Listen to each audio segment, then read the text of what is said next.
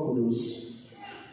Kasih karunia dan damai sejahtera dari Allah Bapa kita dan dari Tuhan Yesus Kristus Sang Putra Natal menyertai kamu. Amin. Bapak dipersilakan duduk kembali.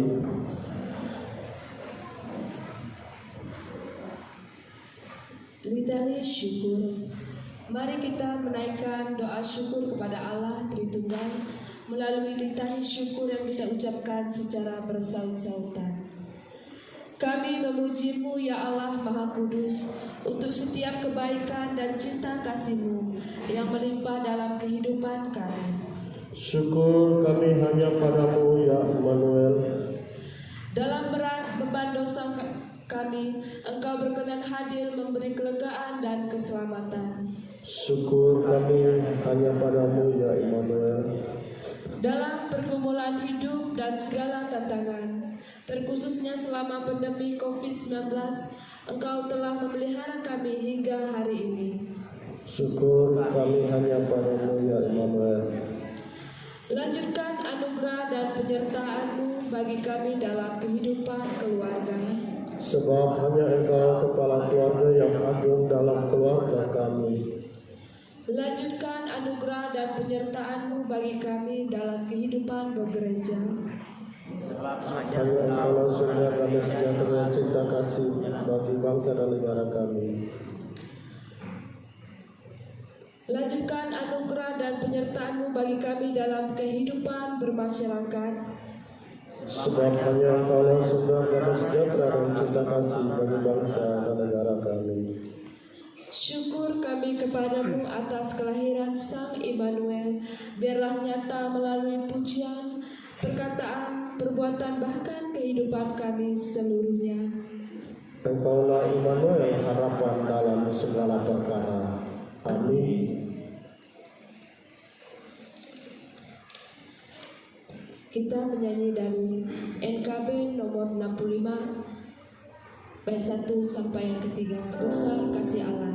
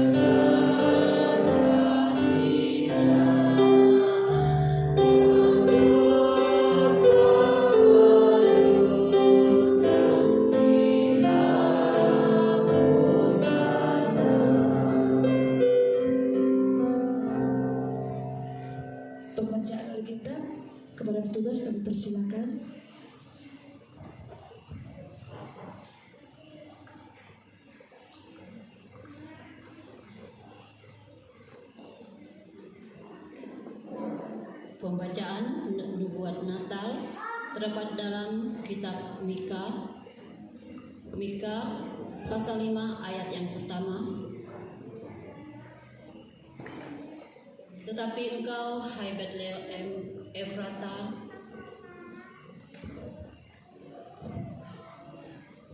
hai yang terkecil di antara kaum Yehuda, daripadamu akan bangkit bagiku seorang yang akan memerintah Israel, yang permulaannya sudah sejak purbakala, sejak dahulu kala.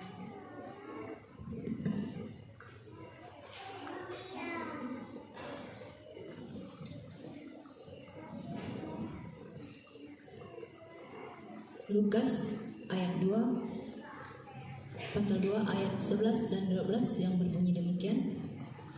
Hari ini telah lahir bagimu juru selamat, yaitu Kristus Tuhan di kota Daud.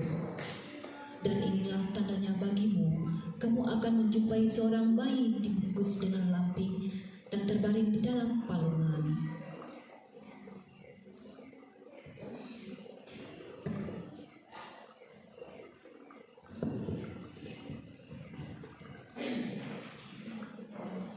Penyalaan lilin. Dalam situasi pandemi, penyalaan lilin adalah simbol harapan kita bahwa dalam kegelapan dunia ada terang yang bercahaya memberi harapan. Di tengah ketidakpastian dan kecemasan, kita memiliki Immanuel yang telah datang secara nyata dan akan selalu menyertai hingga akhir zaman. Karena itu jangan takut, tetap percaya dalam penyertaannya. Lilin akan dinyalakan oleh pertama, Ketua Majelis Jemaat GKI Balai Raja oleh Pendeta Mars Wilson Abel MTH, Sesepuh Gereja Penginjil Yohanes Tara, Perwakilan SPA Julia Acial, Perwakilan SPPR Diakon M. Juliani, Perwakilan SPB Penetua M. Ilarius, Perwakilan Remaja Saudari Desi, perwakilan anak Medlin,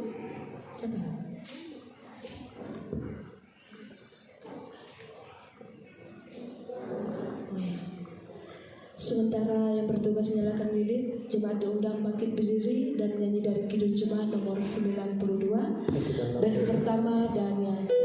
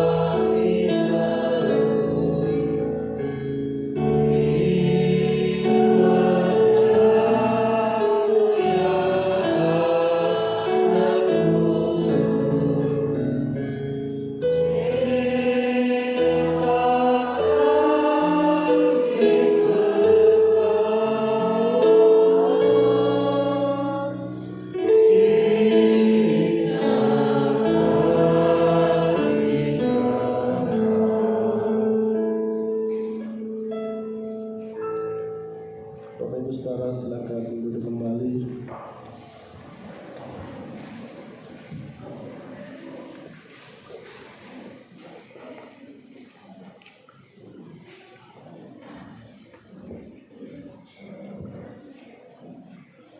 Kita akan masuk dalam perenungan malam Natal. Mari kita berdoa. Di keheningan malam kami datang bersujud merenungkan kasih anugerah yang nyata melalui bayi di palungan, yaitu Kristus Tuhan kami. Kami akan bersama-sama merenungkan firman Tuhan.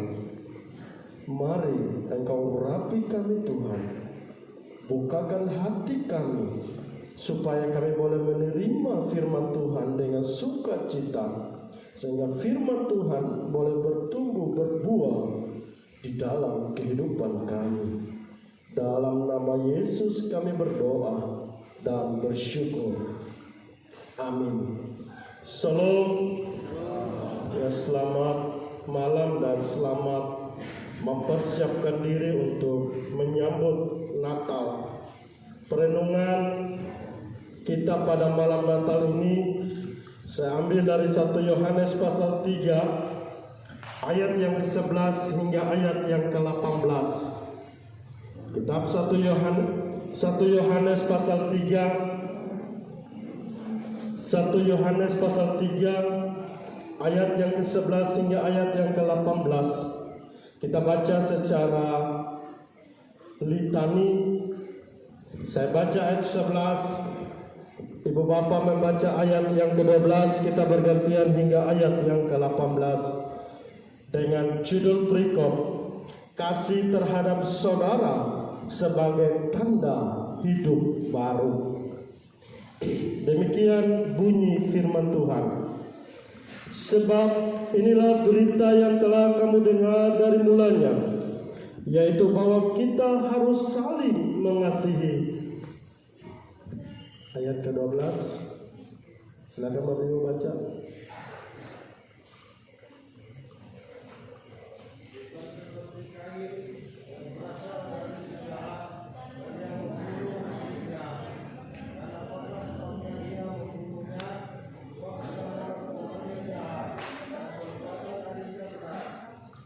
Janganlah kamu heran, saudara-saudara, apabila dunia membenci kamu. Ayat ke-14.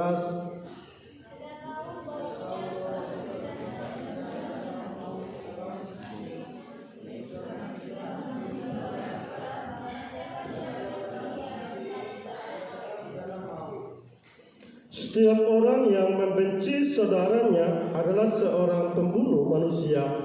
Dan kamu tahu bahwa tidak ada seorang pembunuh yang tetap memiliki hidup yang kekal di dalam dirinya.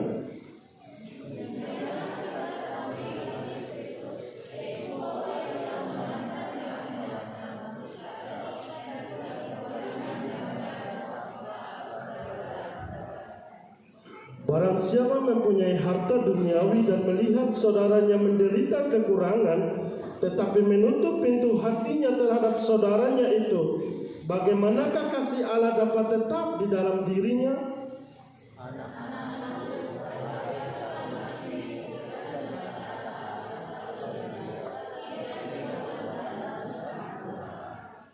Yang berbahagia adalah kita yang membaca firman Tuhan dan yang melakukannya dalam kehidupan kita hari lepas hari. Bapak Ibu Saudara, tema Natal yang diberikan oleh PGI dan KWI untuk tema Natal nasional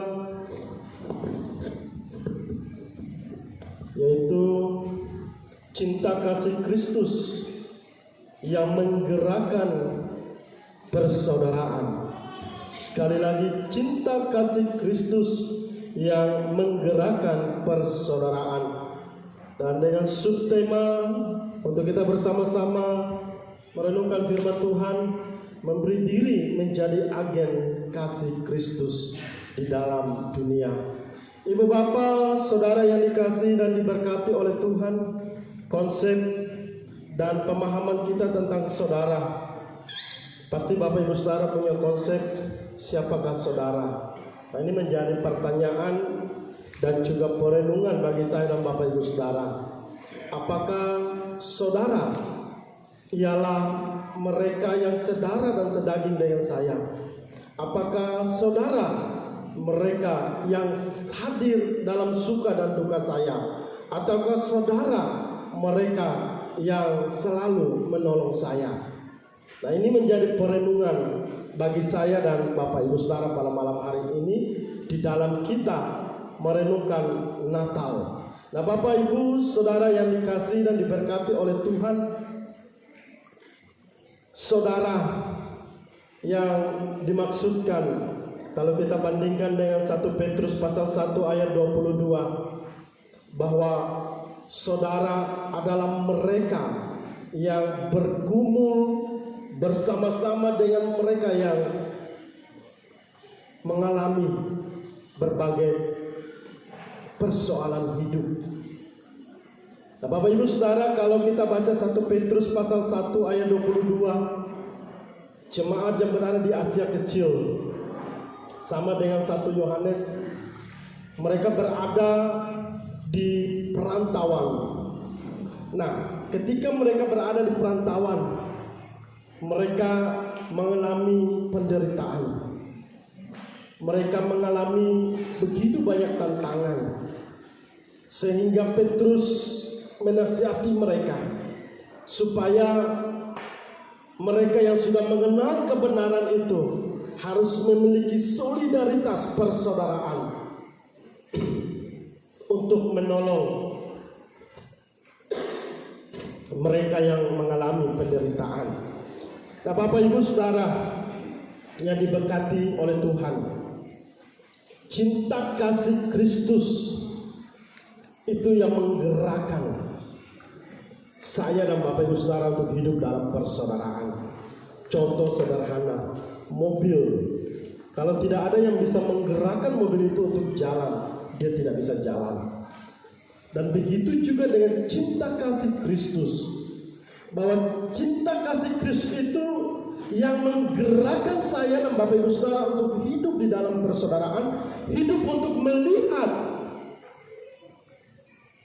berbagai penderitaan yang dialami oleh saudara-saudara kita, melihat bagaimana pergumulan orang-orang yang mengalami penderitaan. Nah, bapak ibu saudara yang dikasihi dan diberkati oleh Tuhan, dalam teks 1 Yohanes pasal 3 ayat yang 11 berkata, sebab inilah berita yang telah kamu dengar dari semula atau dari mulanya, yaitu bahwa kita harus saling mengasihi. Harus, berarti ini menjadi kewajiban. Bagaimana Yohanes memberikan kita untuk hidup dalam kasih persaudaraan itu. Dan kasih persaudaraan yang dipakai dalam bagian ini adalah kasih pilihan, kasih persaudaraan. Sehingga kasih ini menggerakkan kita untuk kita boleh hidup mengasihi. Sehingga ketika kita hidup mengasihi itu dengan satu standar yang diberikan oleh Allah bagi saya dan bapak ibu saudara di dalam kita mengasihi. Nah, bapak ibu saudara yang dikasihi dan diberkati oleh Tuhan, kita kembali ke tema. Mengapa PGI mengangkat tema ini? Karena pergumulan COVID-19, bencana banjir, juga konflik yang membuat orang itu tidak melihat siapa saudara, siapa yang harus ditolong. Dan COVID-19 itu banyak membawa kesedihan bagi orang-orang yang anggota keluarganya dipanggil oleh Tuhan. Tetapi ada orang yang peduli, saudara yang peduli, yang menolong mereka. Inilah bukti bagaimana kasih persaudaraan itu berjalan bagi orang-orang yang memerlukan pertolongan. Nah, Bapak Ibu, saudara yang dikasihi dan diberkati oleh Tuhan, kata persaudaraan ini sebenarnya melampaui apa yang saya dan Bapak Ibu saudara pikirkan.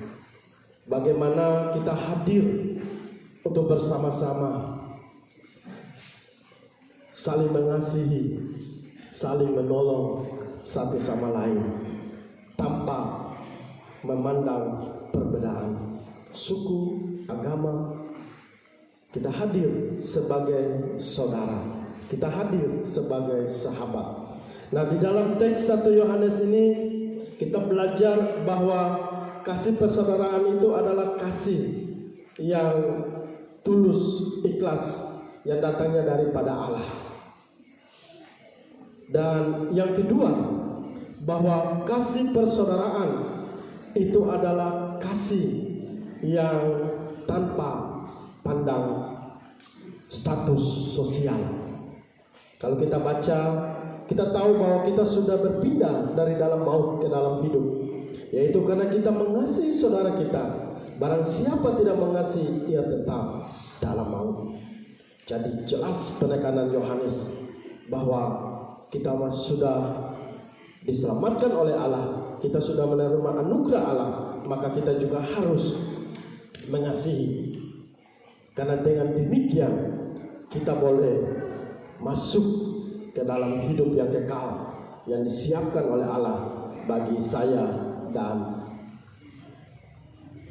Bapak Ibu Saudara. Dan yang ketiga, kalau kita baca dari teks ini, bahwa kasih persaudaraan adalah kasih yang tanpa balas atau mengharapkan imbalan di dalam kita mengasihi.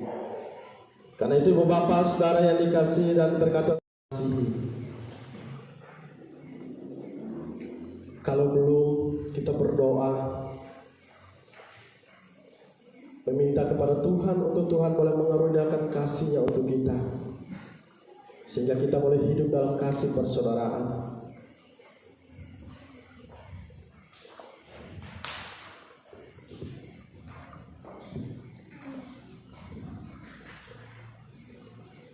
Karuniakanlah kasih-Mu kepada kami Tuhan.